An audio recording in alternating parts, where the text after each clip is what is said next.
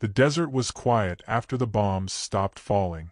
A dry wind carried the smell of oil and blood over the dunes, whispering through torn canvas and twisted metal.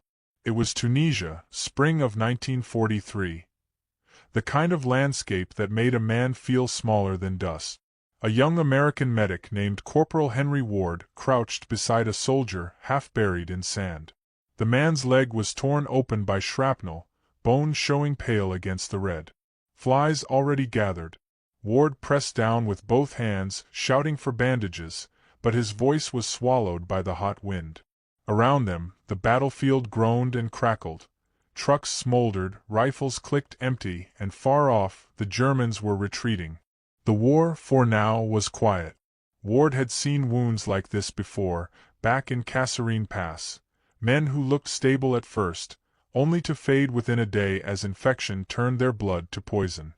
He could smell it coming even now, the metallic sweetness of decay beneath sweat. The soldier gasped, whispering, "Will I lose it?" Ward met his eyes, knowing he might lose everything before the night was over. "Not if I can help it," he said, though his voice trembled with a truth he'd learned too many times. Courage meant lying convincingly to the dying. He worked quickly, tearing open a dressing packet, rinsing the wound with what little sterile water he had. But the cut was deep, already blackening at the edges. Gangrene moved fast in desert heat. Flies meant bacteria. Bacteria meant death. He glanced over at the field surgeon, a lean major kneeling beside another man, his sleeves soaked to the elbows. "We need morphine," Ward shouted. The major didn't look up. "We're out." For a moment time stopped. The medic could hear the rasp of his own breathing, the slow moan of the injured behind him. A week earlier, he'd heard rumors of something, some miracle treatment arriving from the States. A clear liquid that could stop infection cold. Nonsense, the other medics had said. Just another laboratory fairy tale. But that morning, a small crate had arrived by airdrop, marked U.S. Army Medical Corps, experimental supply. Ward had carried it himself, half curious, half afraid to hope. He unlatched his pack and took out a small glass vial, no bigger than a finger, wrapped in gauze. The label read simply, "Penicillin sodium salt." It looked ordinary, just another ampoule, but in that moment it felt like the last candle in the dark. Ward drew the syringe, his hands steady despite the tremor in his gut. The soldier's breathing was ragged, his eyes unfocused. Ward whispered, "Hold on, kid. This one's new. They say it kills the germs before they kill you." The needle slid in, and for a moment nothing happened. The desert wind whistled through the wreckage like a ghost.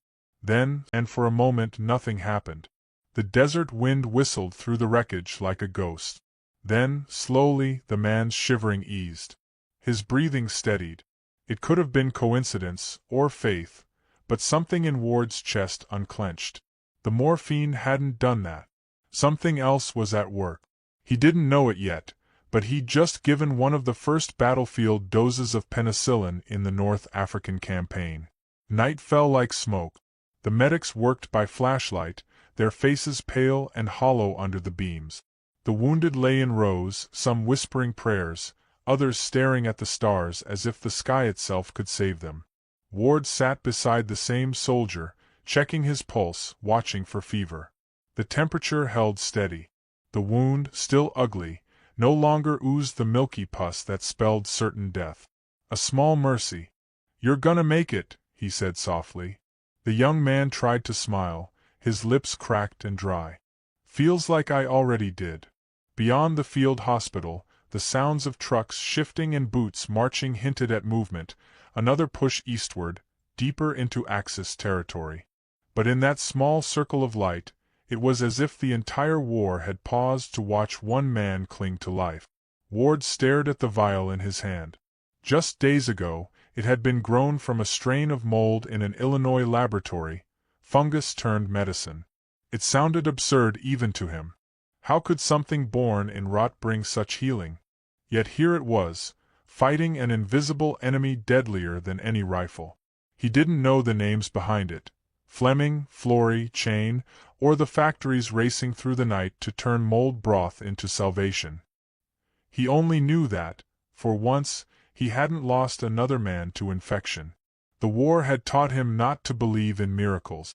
But maybe, he thought, science had made one. Miracles. But maybe, he thought, science had made one. By dawn, the desert shimmered pale gold. The wounded soldier slept, his pulse strong. Ward walked to the edge of the encampment, wiping his hands on a bloody rag. The sky stretched endless above him, the color of ash and hope. Around him, medics packed their supplies, preparing for transport to Bizerta. One of them, a grizzled sergeant, nodded toward the survivor. Thought he was a goner. Ward didn't answer right away. He stared at the empty syringe, at the faint scent of alcohol and mold still lingering. "So did I," he said quietly. He felt something shift then, not in the sand beneath his boots, but in the weight of the war itself. They'd spent years perfecting ways to kill faster, new guns, faster planes, deadlier bombs. But this was different. This was about saving. About pushing back against the very thing that had made war so final. For the first time, death didn't seem inevitable. It felt negotiable. Later that morning, a military correspondent passed through, taking notes for the homefront papers. He asked Ward what had saved the boy. The medic hesitated, then lifted the small vial to the light. "This," he said simply. "Something they made back home. Some kind of fungus." The reporter laughed, thinking he was joking. "Mold? You're telling me mold won't let men die?" Ward shrugged. "Seems that way." The reporter scribbled it down anyway, muttering, "Now that's a headline." As the convoy rolled out, Ward climbed aboard the last truck, glancing once more at the endless dunes fading behind him. He didn't know how much penicillin they had left, maybe enough for a few dozen men, maybe less. But he knew one thing with the clarity of sunrise. This was just the beginning. Somewhere back home, in some factory filled with vats and steam, people were working to make more. And when they did, the battlefield would never be the same again. He looked down at his hands, cracked, calloused, trembling slightly. The scent of antiseptic lingered in the air, sharp and clean. The war would rage on, but for the first time, Ward felt like they might finally have a weapon against the oldest enemy of all. Not Germany, not Japan, but infection itself. The truck jolted forward, its wheels crushing the sand. Behind him, a faint echo rose from the wounded who were still alive, voices murmuring thanks to no one in particular. Ward leaned his head back against the canvas, the vial still in his pocket, catching the light. He closed his eyes as the narrator's voice, calm, measured, seems to drift through the dust. In that moment the future of medicine rode through the desert in a soldier's pocket. The war would go on, but the tide had quietly turned. Because somewhere in America, a mold was waiting to save the world. The winter wind howled over the flat fields of Illinois, rattling the windows of a squat brick building that smelled of corn, yeast, and steam. Inside, glass flasks gleamed beneath lamps, bubbling with pale broth. A young microbiologist named Mary Hunt, her lab coat too big for her shoulders, leaned over a petri dish, squinting through her wire-rimmed glasses. The dish looked ordinary, just a smear of mold, but to her it shimmered like possibility. Around her, the Peoria lab buzzed with exhaustion and hope. Men and women in aprons worked late into the night, stirring vats, measuring temperatures, logging failures. In 1943, this was America's quiet front line, the search for enough penicillin to keep soldiers alive. Outside, factories roared for war, steel, tanks, planes, but here the battle was microscopic. The United States had joined Britain's desperate race to make penicillin in quantity, but the British samples were fragile, their yields heartbreakingly small. Most batches spoiled before they were bottled. A single wounded man could use an entire lab's weekly output. The scientists at the Northern Regional Research Laboratory, under government contract, felt the pressure of the world pressing down through every pipette. Mary's supervisor, Dr. Andrew Moyer, walked between benches, his sleeves rolled and eyes red from sleepless nights. "Every hour counts," he said. "Every ounce we waste is a life lost on the line." They'd tried everything: sugar beet syrup, molasses, yeast extract. Nothing worked well enough. The mold simply refused to multiply. What they needed was a new strain, a mutant that could grow fast and fat in liquid instead of shallow trays.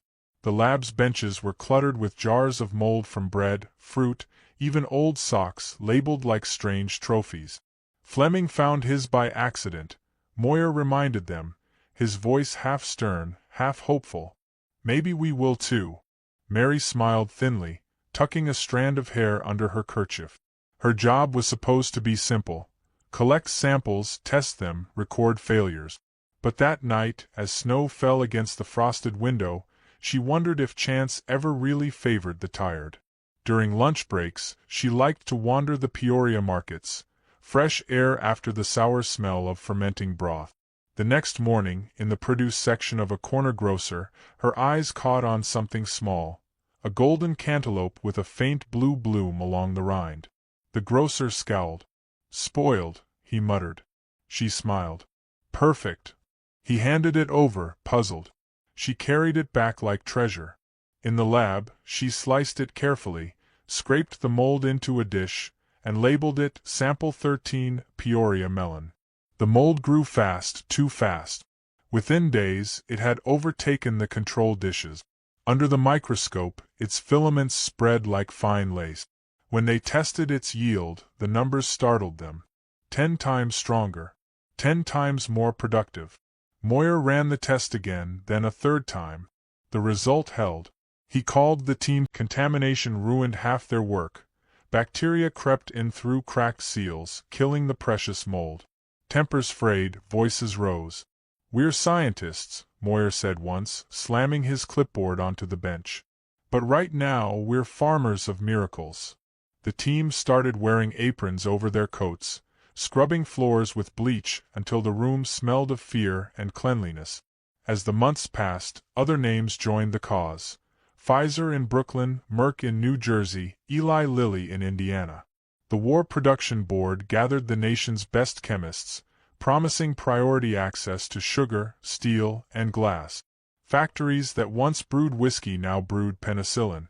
A single drop of the Peoria mold was sent to every partner company in sealed flasks, escorted like a state secret. Train cars rattled through snow with their precious cargo, America's new weapon, alive and growing. Mary barely slept. Each morning she checked her fermenters, watching the pale liquid turn opaque with life. It was humble work, repetitive, often dull. But she thought of the soldiers bleeding on foreign sands, the medics praying for medicine that didn't exist. The sound of the fermenter hiss reminded her of wind through dunes, though she'd never seen a desert. Sometimes, when exhaustion dulled her focus, she imagined the faces of the men she'd never meet, boys who might live because she noticed a spoiled cantaloupe. By spring, the U.S. Army had placed its first massive order. The numbers were staggering, millions of doses by year's end. The scientists who'd worked in near silence were suddenly visited by generals, reporters, and bureaucrats. "You're saving the boys," one officer said, shaking Moyer's hand. "Don't stop now." They didn't. Every spare lab space in the country was converted into a miniature factory. Children in school collected used milk bottles to store the broth cultures. Housewives sent in jars of jam, cleaned and labeled for reuse. Across the nation, a quiet collective heartbeat rose, mold for victory. One night in June 1943, Mary stood on the loading dock, watching crates marked 4 overseas hospitals being hoisted into trucks. The crates bore the faint, yeasty smell of her lab. She felt a strange calm settle over her, a mix of pride and disbelief. The mold had come from something ordinary, unwanted, nearly thrown away. "Funny," she said to a colleague beside her, "how the smallest rot can save the largest lives." The man laughed softly. "Maybe that's America's secret." Inside, Moyer studied the latest report. Yields up by 40%, contamination down. If the trend held, they could supply every Allied medic in the field by next summer. But success brought new fears. Rumors spread of German intelligence seeking details about the process. The War Production Board ordered tighter secrecy. Visitors were screened, papers locked nightly. Still, they kept working, because time was death, and the enemy never waited. A week later, Mary received a telegram from an army medic she'd corresponded with months earlier, one of the first to test her early batch in North Africa. His message was brief. Your mold saved him. Infection stopped. Thank you. She read it twice, her throat tightening. Somewhere across the ocean, a man she'd never seen was breathing because of a fungus growing in her milk bottle. For the first time in months, she let herself cry. The summer heat thickened the air in Peoria. The fermenters ran around the clock, vents belching steam that rose like ghosts over the cornfield. At night, the lab windows glowed faintly, a beacon of stubborn hope. Moyer leaned against the doorway one evening, watching his exhausted team. Remember this, he said quietly. Someday, when people talk about the weapons that won this war, they'll name guns, ships, bombs. But the real victory might just smell like sour milk. Mary smiled, brushing a streak of mold from her sleeve. And grow on fruit, she added. The laughter that followed was weary but genuine. By late autumn, a cable arrived from Washington, production sufficient for D-Day operations. The lab erupted in cheers. For the first time, they allowed themselves to rest, if only for a night. Outside, the first snow of winter began to fall, dusting the loading dock where the last shipment waited. Mary paused before heading home, looking at the frost gathering on the wooden crates. Each carried a quiet promise, to men who didn't yet know that the war had already begun to turn in their favor. As she walked into the cold, she thought of the soldier in North Africa, the medic with the trembling hands, the millions more who would need what they had made. The world would never know their names, but history, she hoped, might remember the mold. Dawn broke cold and gray over the English Channel, the water churning with the weight of destiny. The date was June 6, 1944. From the decks of landing craft, thousands of young men stared into the mist, faces pale under their helmets. Some prayed. Some sang softly. Most just waited. A medic named Thomas O'Leary sat among them, his satchel pressed tight against his chest. Inside it were glass ampoules, small, clear, and worth more than gold. Stamped across their labels were two words: penicillin sodium. Each vial was a chance at life. Each needle a promise that the dying might live. The roar of engines drowned out thought. The boats pitched, waves slapping cold spray into their faces.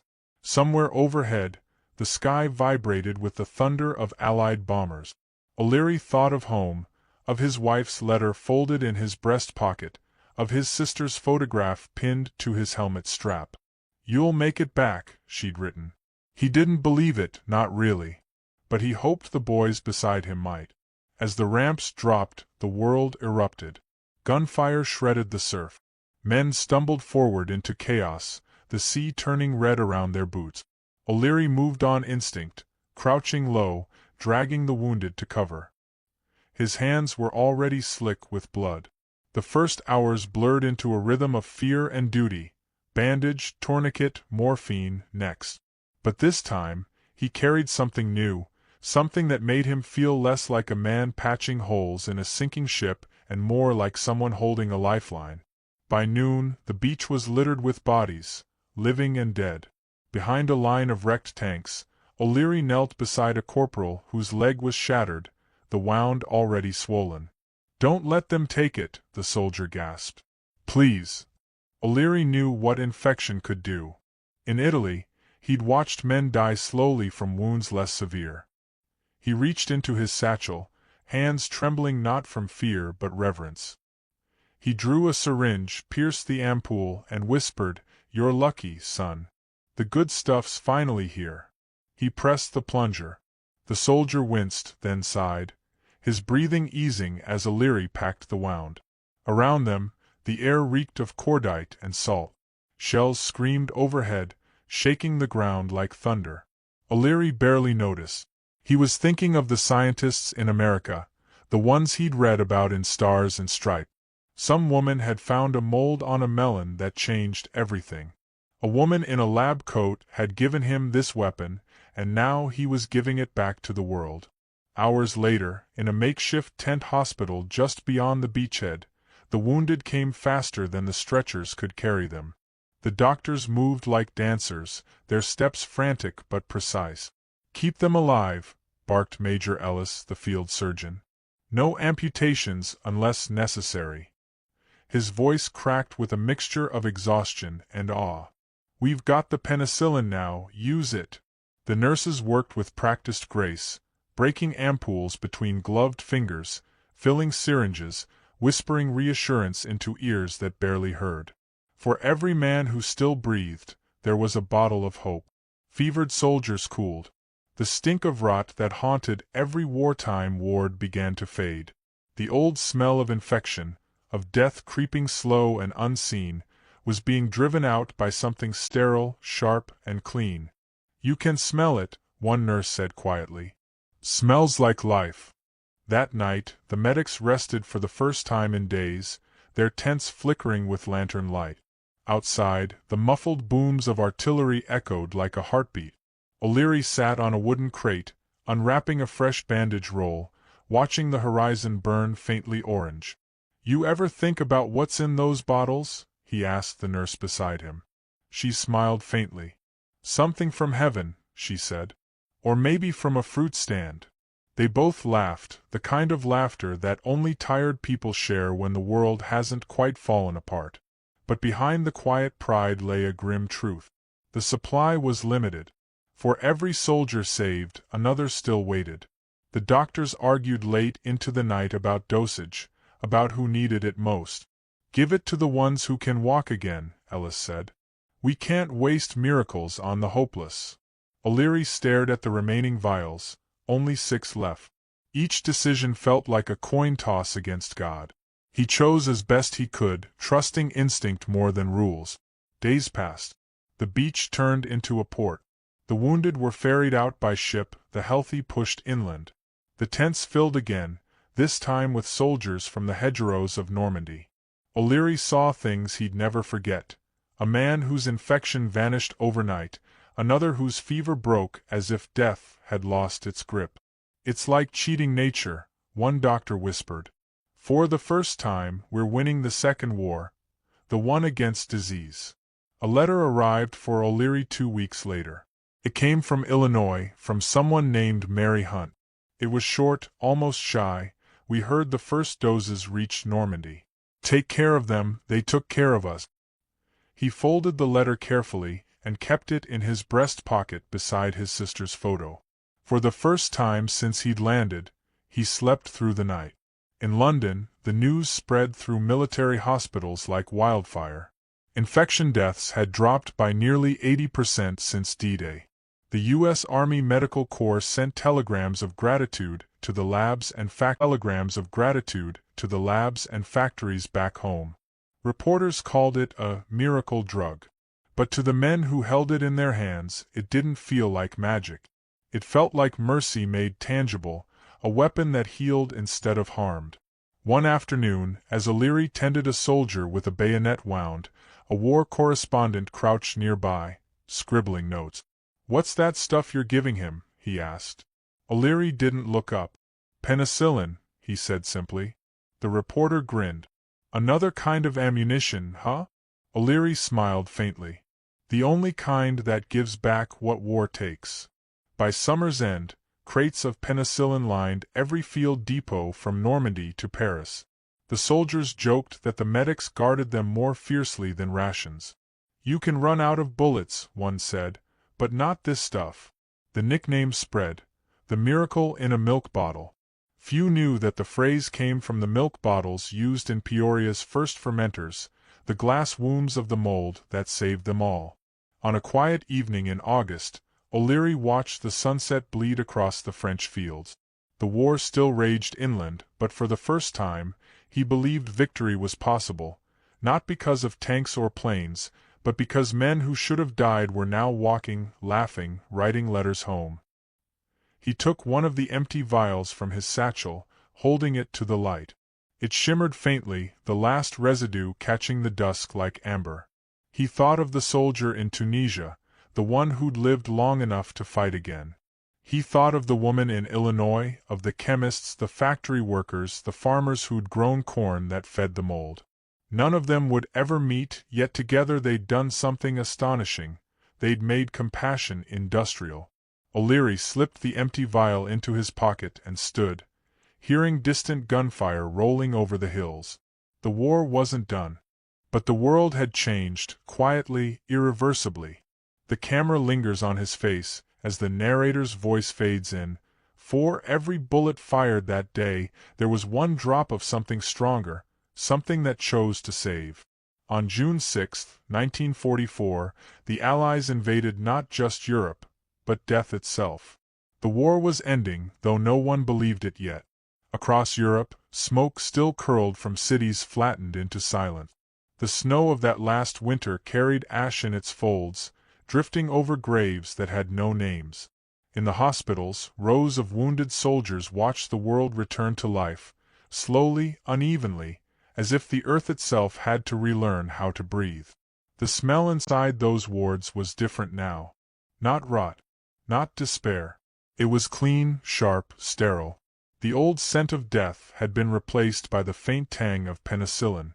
Major Ellis walked down a corridor in a Paris field hospital, boots echoing against tile. He'd been here since Normandy, since the beaches bled. His face was older now, the lines carved deep around his mouth, but his hands were steady. As he moved past the beds, soldiers nodded, some smiling weakly. "Still breathing, Doc," one said.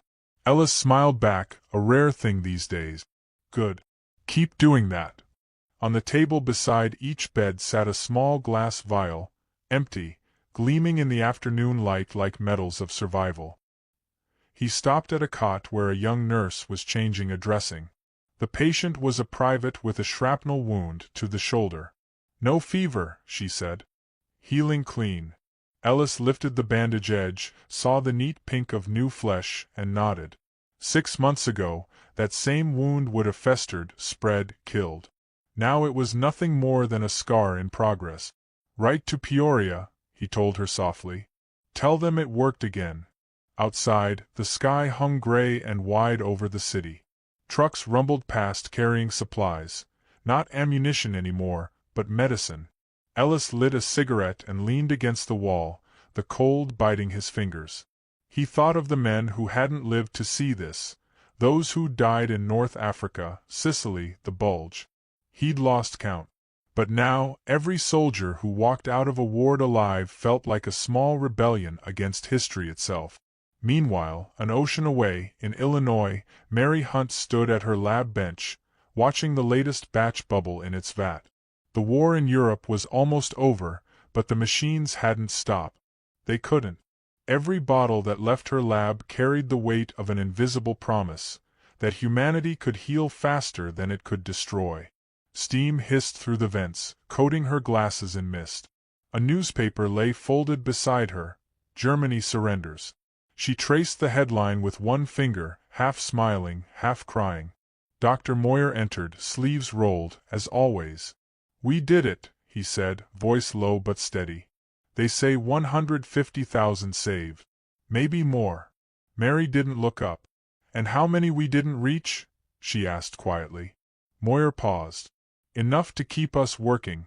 They shared a silence heavy with both pride and loss, the knowledge that victory never erased the cost. By midsummer 1945, word had spread across every continent. Doctors in field hospitals called penicillin the miracle cure. Civilian hospitals begged for supplies. Pharmaceutical plants, once guarded by soldiers, now opened their gates to the public. The War Production Board released the formula to every nation willing to use it. No patents, no secrets, just open hands in a world too used to clenched fists. Newspapers called it the most generous act of the war. In New York, Pfizer's Brooklyn plant ran day and night, the windows glowing gold against the river.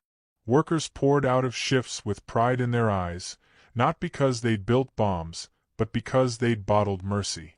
"You can't smell victory," one foreman said, "but this comes close."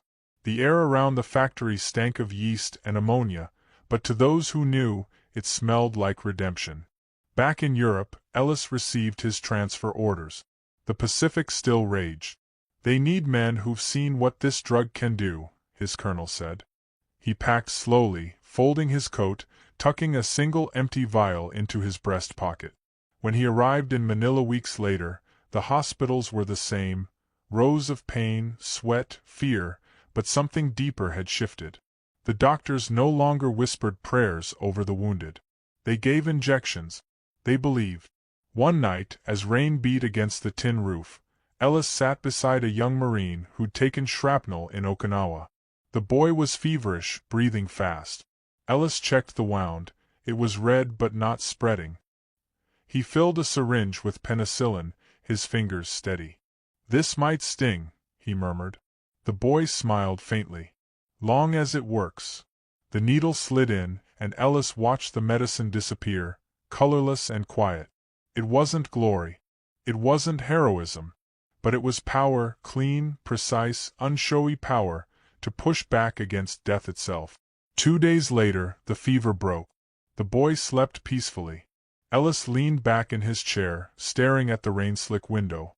He thought about how war always built monuments for destruction, tanks, planes, generals. But this miracle had no face, no statue, no anthem. It was invisible, working silently through veins, through time, through history. When Japan surrendered in August, fireworks exploded across the world. Soldiers danced in streets, strangers kissed in Times Square. But in the hospitals, celebration looked different. It looked like a man breathing when he shouldn't. A wound closing that once meant death. A nurse removing a bandage and finding new skin beneath. Ellis walked through a ward that night, the air filled with the steady rhythm of breathing, dozens of men alive because of something grown in a dish from mold on a melon. He thought, this is what victory sounds like. Mary, halfway across the ocean, received a telegram. "War over. Your work continues." She smiled, setting it beside the framed photo of the Peoria team. The fermenters still hummed, the smell still clung to her hair. But now, for the first time, she felt the weight of what they'd done settle fully into her heart. Not pride exactly, something quieter. Gratitude, maybe. The kind that humbles instead of inflates. A year later, in London, Alexander Fleming stood before the Nobel Committee. His voice was calm but grave. "Penicillin has changed the course of medicine," he said. "But there is danger in its careless use. The thoughtless person who misuses it will be morally responsible for the death of those who succumb to resistant infections." The audience fell silent. Even in triumph, he warned of shadows. Every miracle, he knew, casts one. Ellis read the speech months later in a military hospital newsletter. He folded the paper slowly, thinking of the boy in Okinawa, the men in Normandy, the endless rows of beds that might have been graves. He understood what Fleming meant. Power always demanded wisdom. Maybe that was the real victory, learning to use compassion like a weapon, carefully, deliberately. That winter, he returned home to Boston, carrying his worn medical bag and that same empty vial. He placed it on his mantel beside his service medals. It caught the firelight softly, throwing a small, golden glint onto the wall. His daughter, barely 4, asked, "Daddy, what's that?" He smiled, kneeling beside her. "Something that saved a lot of people," he said. "Something small that changed everything." Outside, snow began to fall, gentle, unhurried. The radio crackled with the news of peace treaties, reconstruction, a world trying to start again. In a million homes, in laboratories and hospitals, the work went on. Humanity, for the first time, had fought not only to survive, but to heal.